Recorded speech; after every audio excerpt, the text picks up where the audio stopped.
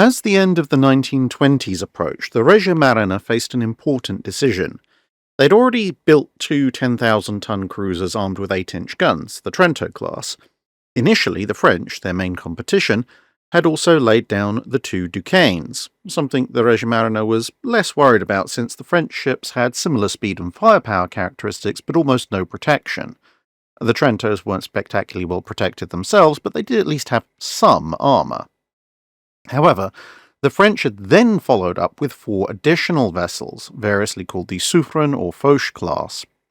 But now the Italians had options in how to respond. Under the Washington Treaty, both Italy and France were allowed to restart battleship construction earlier than the other powers, allowed 2 such vessels each, totalling 70,000 tons.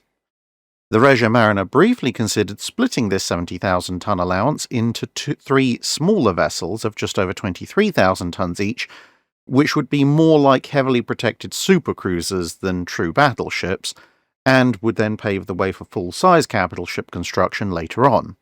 However, budget restrictions, as well as not wanting to push France into a battleship building race where the Marine Nationale might just skip straight to 35,000-ton vessels, meant that instead it was decided to build a pair of additional 8-inch armed cruisers.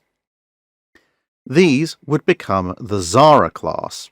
However, the Regia Marina's general staff wanted good speed, protection from 8-inch guns, and a main battery of at least 8 such weapons, and they'd realised when building the Trentos that particular formula just wasn't possible on 10,000 tons. And so they concluded the solution was just to design the ships to meet those requirements, whatever displacement that happened to come out at, and just lie about it.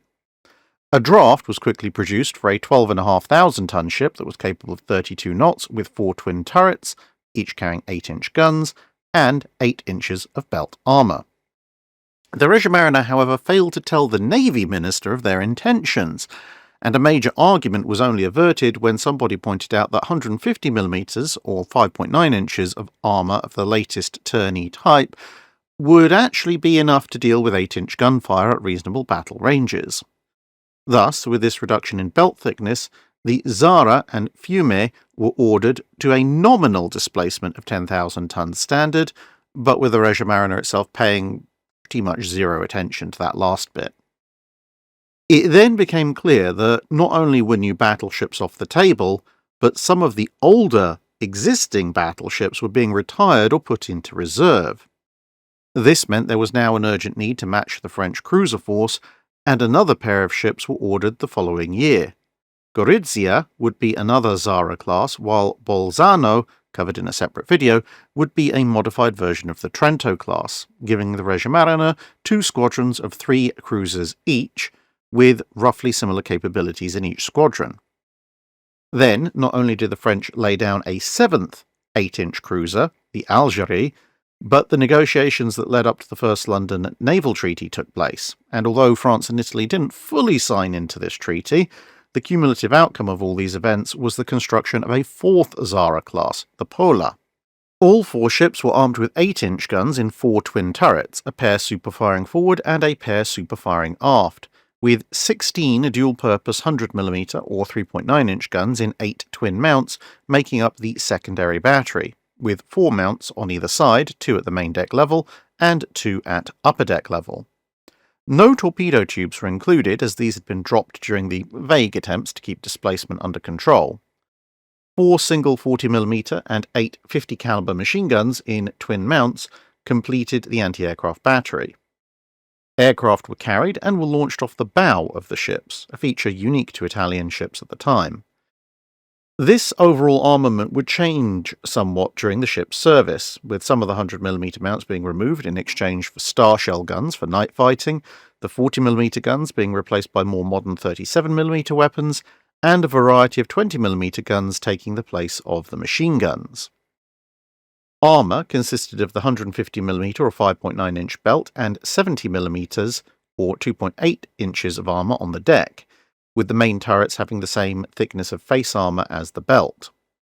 Speed was 32 knots, thanks to 95,000 shaft horsepower driving 2 screws. Due to the staggered nature of the class's construction, true displacement varied per ship, but it averages at around 11,500 tons standard, give or take a couple of hundred tons depending on the ship in question, at the time of their commissioning. Also due to the staggered nature of their construction, there are some key visual differences. The first three ships have long sections of sloped hull adjacent to the forward guns, which were designed to give the secondary guns a better arc of fire ahead, but this was mostly dropped on Pola. The first two ships had relatively vertical funnels, Gorizia had a more pronounced flare at the base of her funnels, and Pola had a massively extended superstructure that partly wrapped around the forward funnel, which was also flared. Laid down in 1929 for the first two and 1930 and 31 for the latter two, the ships were launched between 1930 and 31 and commissioned in 1931 and 1932. Prior to World War II, their main claim to fame was operating on notionally neutral patrols during the Spanish Civil War, although their blocking of a Republican naval squadron showed Italy's true allegiances at one point. During this period, Gorizia suffered a large explosion in her aviation fuel tank and was forced to put into Gibraltar for emergency repairs, where British naval architects took one look at her lines, worked out the overall underwater volume, and determined that she was far in excess of her officially declared 10,000-ton displacement. During World War II, the class initially operated quite successfully. Although they didn't score any kills, they had a habit of showing up and forcing British cruiser forces, which were made up mostly of light cruisers, to withdraw in the face of long-range and accurate 8-inch gunfire, which the light cruisers' 6-inch and 5.25-inch guns couldn't match. However, while withdrawing under British air attack in March 1941, Pola was hit and immobilized by a torpedo from a swordfish. Zara and Fiume were detached to help her as the rest of the fleet staggered off with Vittorio Veneto, and as a result, all three heavy cruisers ended up being ambushed and sunk by Admiral Cunningham's battleships during the night element of the Battle of Cape Matapan. This left Gorizia suddenly the sole survivor. She continued to see action, and although still not hitting anything, she was also not hit, at least at sea.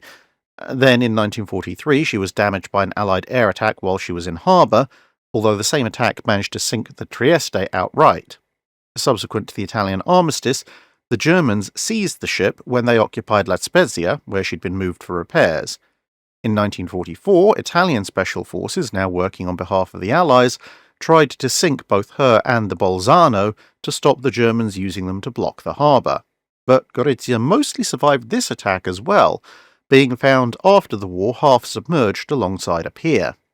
But although she was technically salvageable, the costs of doing so were deemed too high to get her in a state fit to return to service, and the wreck was therefore sold for scrap in 1947.